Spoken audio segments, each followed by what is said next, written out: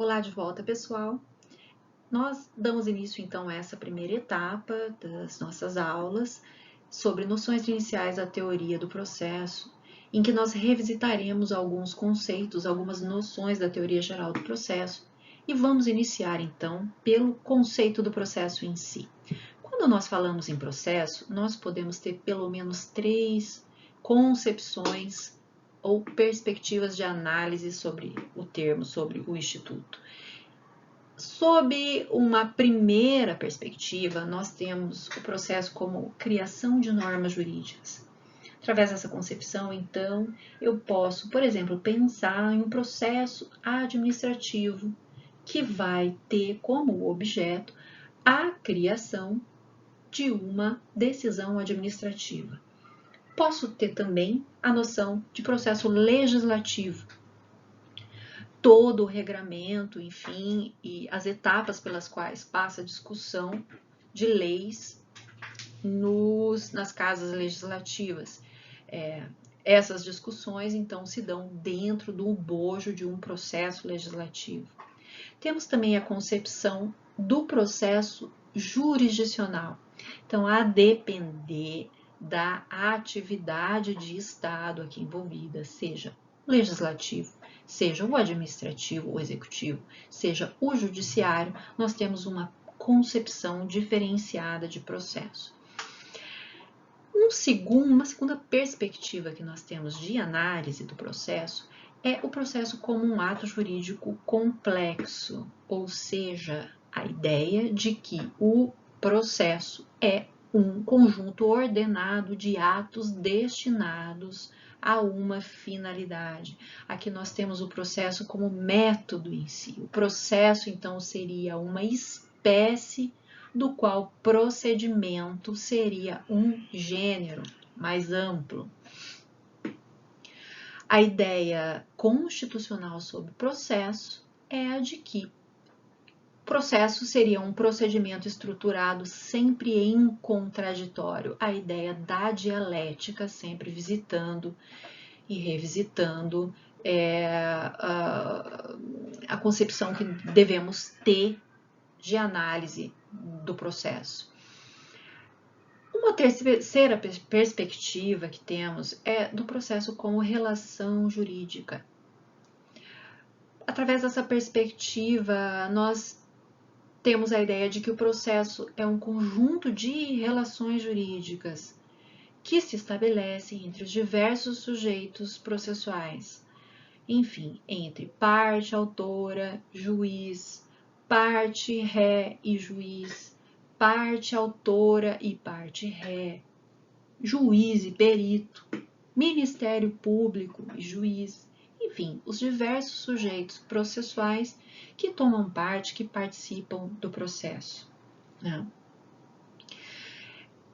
De acordo com o artigo 14 do Código de Processo Civil, nós temos a ideia de que o processo é tanto o ato processo quanto a relação jurídica que dele emerge. Vamos lá ler o que está previsto no artigo 14. Diz o artigo 14 do Código de Processo Civil: a norma processual não retroagirá e será aplicável imediatamente aos processos em curso, respeitados os atos processuais praticados e as situações jurídicas consolidadas sob a vigência da norma revogada. Isso também nos traz a concepção do processo como método, certo? No curso de Direito Processual Civil do professor Fred Didier, ele aponta, aqui na página 39, a edição de 2020, que a jurisdição exerce-se processualmente, mas não é qualquer processo que legitima o exercício da função jurisdicional, ou seja, não basta que tenha havido processo para que o ato jurisdicional seja válido e justo. O método processo deve seguir o modelo traçado na Constituição, que consagra o direito fundamental ao processo devido, com todos os seus corolários: contraditório, proibição de prova ilícita, adequação e efetividade, juiz natural, duração razoável do processo, etc.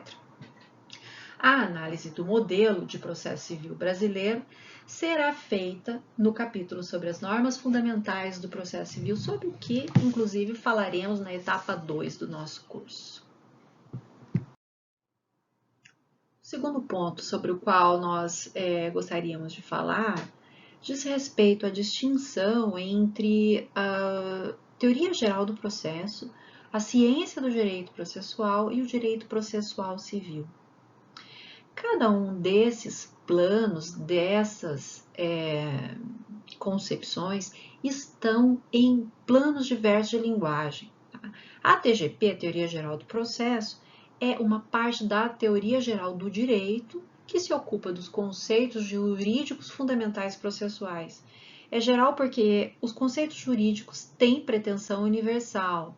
Processo, ideia de competência, de decisão, capacidade postulatória, institutos próprios, enfim. Né? Existe aí na TGP uma linguagem científica, basicamente.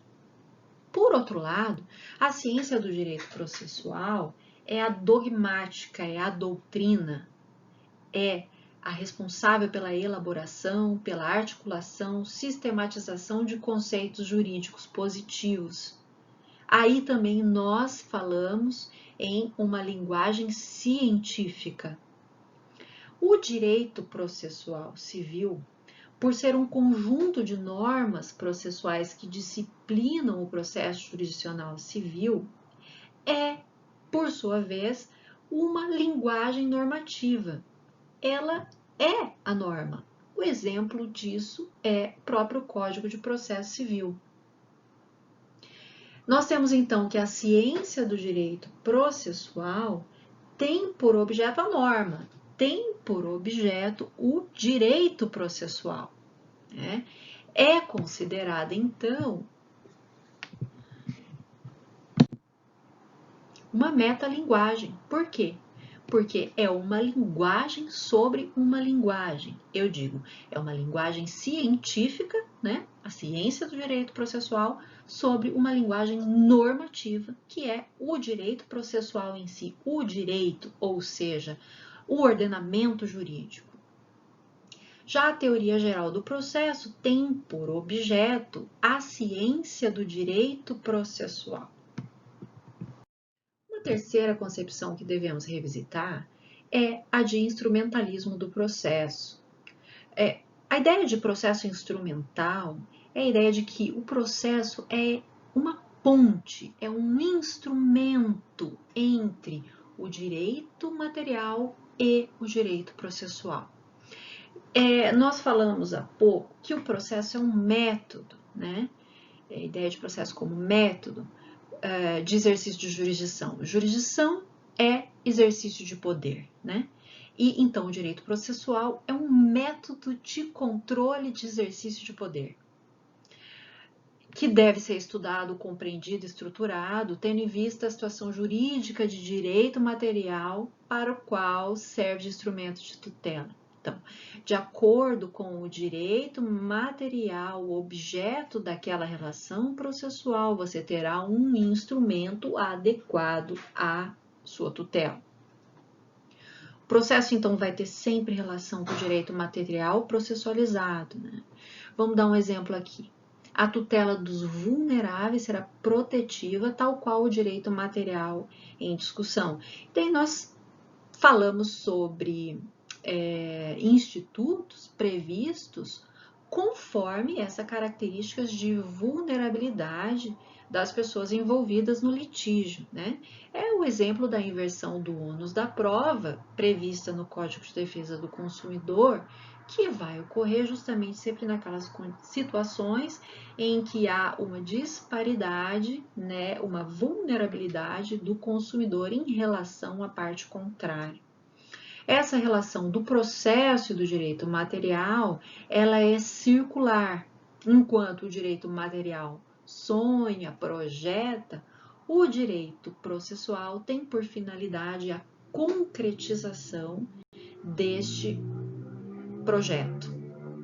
Nós falamos então em uma relação de complementaridade entre o direito material e o direito processual. Chegamos então ao momento de menção aos momentos de evolução histórica do processo, olhar um pouquinho para trás para entender o percurso que fizemos e saber exatamente o momento em que estamos. No primeiro momento, o processo era tido como sincretismo processual. Por quê? Porque não existia distinção entre o direito processual e o direito material em si. Era tudo misturado. Chamamos o momento do praxismo ou sincretismo processual. Num segundo momento, partiu-se para a ideia do processualismo, em que a ciência, então, do direito processual começou a estruturar as categorias, os institutos de direito processual e começou a fazer a distinção em relação ao direito material. Né? Houve, então, o desenvolvimento científico de categorias processuais. No terceiro momento, o do instrumentalismo, o processo era tido como aquele instrumento, o meio pelo qual ele concretiza e efetiva o direito material. Mas nós entramos num novo momento, que é o momento do neoprocessualismo ou formalismo valorativo. No âmbito do direito processual, chama-se neoprocessualismo, o repertório teórico que no direito constitucional é chamado de neoconstitucionalismo, que é o momento, então, em que os valores, a ética vem para o campo normativo. É um momento de formalismo ético, portanto, que tem por característica o reforço dos aspectos éticos do processo, né? Eu acabei de dizer, agrega-se a moral ao direito, à norma, também ao princípio da cooperação, por exemplo, que decorre da ideia do devido processo legal e da boa-fé processual. Como nós veremos adiante, trata-se de cláusulas gerais de alto conteúdo valorativo. Prosseguindo, nós vamos analisar as principais características do pensamento jurídico atual. A primeira característica é a da prevalência da força normativa da Constituição. Antes de 1988, os textos constitucionais eles não tinham essa aplicabilidade, essa eficácia direta e imediata que nós temos a partir da Constituição de 1988. Né? A regra atual, portanto, é a de que do texto constitucional decorrem diretamente direitos. Além disso, nós estamos vivenciando uma certa ressignificação do princípio da legalidade. Por quê? O direito passou a englobar a questão do negócio jurídico também. Né? As situações jurídicas também são decorrentes de acordo realizado ou acordos realizados entre os sujeitos processuais. Não decorrem mais apenas da lei ou de determinação judicial.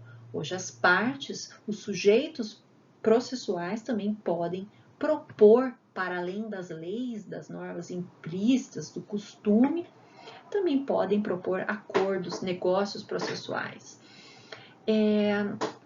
Nós temos também uma releitura da teoria dos princípios. O princípio passa de uma técnica de integração para ser considerado também uma espécie de norma jurídica. Dos princípios decorrem diretamente direitos. Também temos uma transformação da hermenêutica jurídica. Como é que a gente observa, onde nós observamos essa transformação da interpretação do ordenamento jurídico? Em primeiro lugar, do reconhecimento da função jurisdicional como essencial ao direito. Hoje, o judiciário, ele não apenas estabelece a norma concreta que resolve o caso concreto. O judiciário também faz a interpretação a partir de textos normativos e extrai dessas normas genéricas a definição de normas gerais que serão aplicadas em casos semelhantes que estejam sob julgamento. A norma, então, é o produto da interpretação de um texto, é aquilo que se extrai de um texto legal.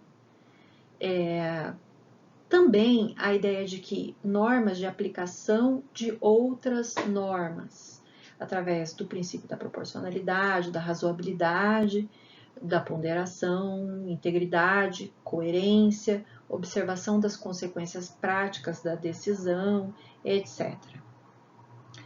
Nós temos também atualmente a ideia de consagração dos direitos fundamentais. Como já foi mencionado antes, o conteúdo ético e moral está sendo trazido ao direito, tudo isso em virtude do princípio basilar fundante da nossa ordem jurídica, que é o respeito à dignidade da pessoa humana.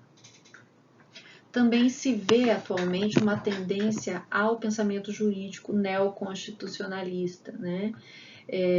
As características, nós temos que listar as características do neoconstitucionalismo como sendo de supervalorização das normas princípio em detrimento de normas regra.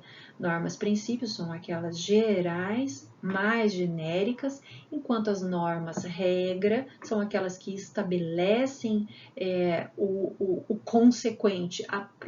O próprio texto já prevê o antecedente, se não acontece o antecedente, acontecerá por consequência consequência. Uma supervalorização do poder judiciário, que existe um déficit democrático nessa ideia, uma vez que os juízes não são eleitos, tais quais são os legisladores, né? Então, o judiciário não eleito, fazendo normas, seja para o caso concreto, seja para casos futuros até, e a ponderação, né, de normas, princípio, em detrimento da subsunção, que é a técnica utilizada para o caso de normas-regra. Então, vocês lembram quando nós falamos sobre o processo como um instrumento que serve ao direito material, aquela ideia do processo instrumental lá do começo? Pois então, agora nós temos uma nova concepção do processo e toda essa circunstância nasce a partir da Constituição Federal de 1988. Hoje, sim, o processo é um instrumento, mas é um instrumento que deve observar os princípios e as disposições constitucionais.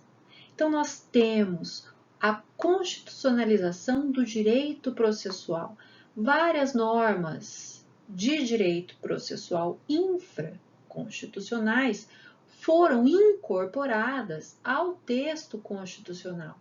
É um exemplo da proibição das provas ilícitas, a questão do princípio da efetividade do processo, da duração razoável do processo, enfim, normas antigas e normas novas também que foram concebidas na circunstância da Constituição de 88. E esse fenômeno também acontece em tratados internacionais de direitos humanos. Hoje, os princípios processuais estão incorporados a tratados e convenções internacionais de direitos humanos que trazem regramento processual que deve ser observado por todas as nações do contexto. Por exemplo, o direito fundamental ao devido processo, ele é previsto no Pacto de San José da Costa Rica e também na Convenção Europeia de Direitos do Homem. Por outro lado, nós temos também que as normas processuais infraconstitucionais são concretizadoras das normas constitucionais. Houve um estreitamento do diálogo entre a doutrina constitucional e a doutrina processual, né?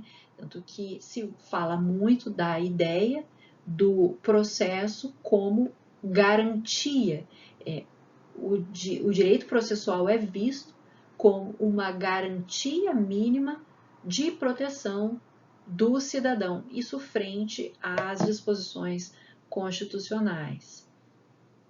E o artigo 1º do Código de Processo Civil dispõe o seguinte: o processo civil será ordenado, disciplinado e interpretado conforme os valores e normas fundamentais estabelecidos na Constituição da República Federativa do Brasil, observando-se as disposições deste Código. Nós comentaremos um pouco mais à frente, mas daí se vê já do artigo inaugural do Código de Processo que as normas infraconstitucionais vieram para ser efetivamente concretizadoras das normas e dos princípios constitucionais. Um outro ponto é o reconhecimento da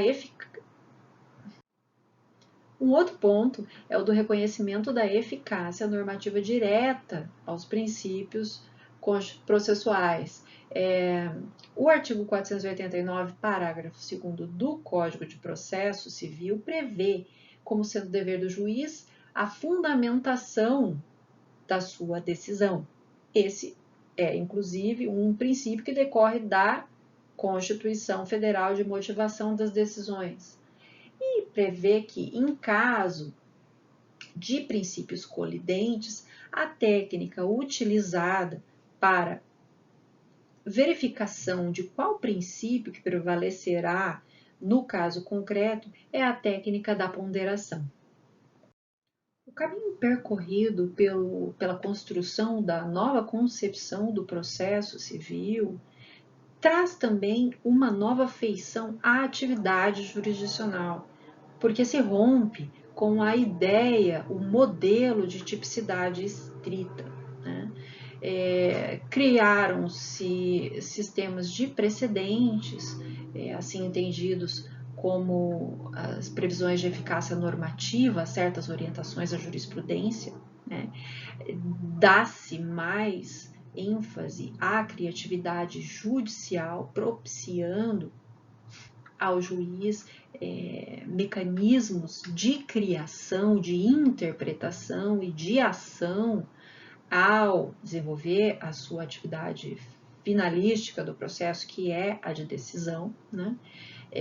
A existência das cláusulas gerais processuais permitem todo esse funcionamento, né? É o texto normal, o próprio texto normativo, ele já prevê termos vagos no antecedente e no consequente, de maneira a dar maior liberdade ao juiz para aplicar a justiça do caso concreto. Vamos dar um exemplo aqui. A cláusula geral da boa-fé, por exemplo, né, em que não existe uma descrição exata do que seja boa-fé. É o juiz, nas circunstâncias do caso, que vai definir o que vai ser, o que é a boa-fé. A outra cláusula da função social da propriedade, da função social do contrato, do devido processo legal, que são cláusulas amplas, abertas, genéricas, que dependem da hermenêutica, da interpretação do juiz no caso concreto. Como cláusulas gerais do direito processual civil, nós temos algumas aqui que eu vou referir. A promoção da autocomposição pelo Estado, prevista no artigo 3º, parágrafo 2º do CPC. Também é cláusula geral a boa-fé processual do artigo 5º, da cooperação do artigo 6º, da negociação sobre o processo, do artigo 190 do Código de Processo Civil, o poder geral de cautela do artigo 301 do Código de Processo, as cláusulas gerais executivas previstas no artigo 297 caput 536, parágrafo 1º do Código, abuso do direito pelo exequente do artigo 805, adequação do processo e da decisão em jurisdição voluntária do artigo 723, parágrafo único, todos do Código de Processo Civil. Prosseguindo aqui, então, no esmiuçamento dessas características do novo processo civil, nós temos uma aproximação grande do processo aos direitos fundamentais. O artigo 5º, parágrafo 1º da Constituição Federal prevê que os direitos fundamentais têm eficácia direta e aplicação imediata.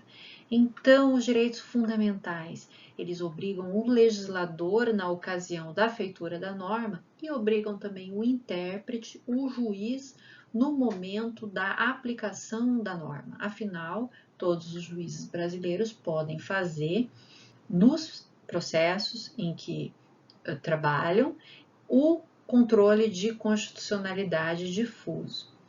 Os direitos fundamentais, eles têm duas dimensões. A primeira dimensão é a dimensão subjetiva, que atribuem uma posição jurídica de vantagem ao seu titular, ou seja, ao titular do direito fundamental. E a dimensão objetiva, através da qual os valores consagrados na ordem jurídica que devem presidir a interpretação, a aplicação do ordenamento jurídico. As normas constitucionais processuais, elas são encaradas como garantia. Há pouco também eu referi essa questão, né? São encaradas como garantidoras de direitos fundamentais processuais. Considerada a sua dimensão objetiva, o juiz, então, ele vai poder, dar máxima eficácia aos direitos fundamentais processuais. Aliás, ele deve dar a máxima proteção a direitos fundamentais processuais. Número 2, ele deve afastar qualquer regra que coloque obstáculo irrazoável ou desproporcional à efetivação de direito fundamental da parte, aplicando na circunstância a proporcionalidade. E número 3, ele deve levar em conta, na realização do direito fundamental, eventuais restrições impostas pelo respeito a outros direitos fundamentais. Uma outra característica dessa nova ordem do direito processual é um mix produzido entre institutos da common law, trazidos e reincorporados ao nosso ordenamento jurídico, talvez não como são naturalmente previstos em seus países de origem, com institutos da civil law. Civil law, que é o regramento natural de nosso ordenamento, né? Por exemplo, nós temos a vinculação entre a boa-fé processual e o devido processo legal como sendo algo da criação da doutrina brasileira. O que não existe no estrangeiro veio incorporado ao sistema brasileiro e o sistema brasileiro produz as suas leituras a respeito desses novos institutos, produzindo então novas nuances, novas formas de encarar o processo civil. Prosseguindo então no desenho do novo processo civil brasileiro, nós temos o que a doutrina chama de microsistemas processuais civis. O que são os microsistemas processuais civis? É o conjunto de normas jurídicas que formam um bloco normativo, um microsistema jurídico, que tem por objetivo regular um instituto ou grupo de institutos que são correlatos, que são coligados. O artigo 926 do Código de Processo Civil disciplina que os tribunais devem uniformizar a sua jurisprudência e mantê-la estável, íntegra e coerente. Então, dentro do mesmo sistema, decorre o dever de que o direito seja mantido como um sistema coerente de normas, né? A concretização do postulado da unidade do ordenamento jurídico. Dentro do mesmo ordenamento jurídico não pode haver antinomias. Daí decorre a ideia de existência de microsistemas normativos ou blocos normativos. O Código de Processo Civil ele pode dialogar tanto com microsistemas processuais civis da legislação extravagante, quanto entre blocos de normas coligadas dentro do Código de Processo Civil. No que se refere à comunicação, ao diálogo estabelecido entre o Código de Processo e normas extravagantes, vamos dar o exemplo do caso do microsistema dos juizados especiais. O Código de Processo Civil prevê, no artigo 982.1, a suspensão de processos pendentes pela instauração de IRDR, se é previsto no Código de Processo Civil, tratando-se de processos que correm nos juizados, também haverá, pela mesma razão e pelos mesmos pressupostos, conforme os mesmos pressupostos previstos lá no Código de Processo Civil, também haverá suspensão de processos pendentes nos juizados especiais. Um segundo exemplo é a permissão expressa do incidente de desconsideração da personalidade jurídica nos juizados, né? E há previsão também, essa previsão é feita pelo artigo 1062 do Código de Processo Civil. Existe também as regras e as normas relativas ao microsistema do processo coletivo, o microsistema do controle centrado de constitucionalidade, dentre outros. Um segundo ponto que eu antes mencionei é aquela coligação da interpretação entre normas previstas dentro do próprio Código de Processo Civil. Por exemplo, os artigos 489, parágrafo 1º, inciso 6º, que eu posso coligar ao artigo 926 e também ao artigo 927, porque todos eles fazem previsão relativa à formação concentrada de precedentes obrigatórios ou se não de julgamento de casos repetitivos, motivo pelo qual terão o mesmo tratamento.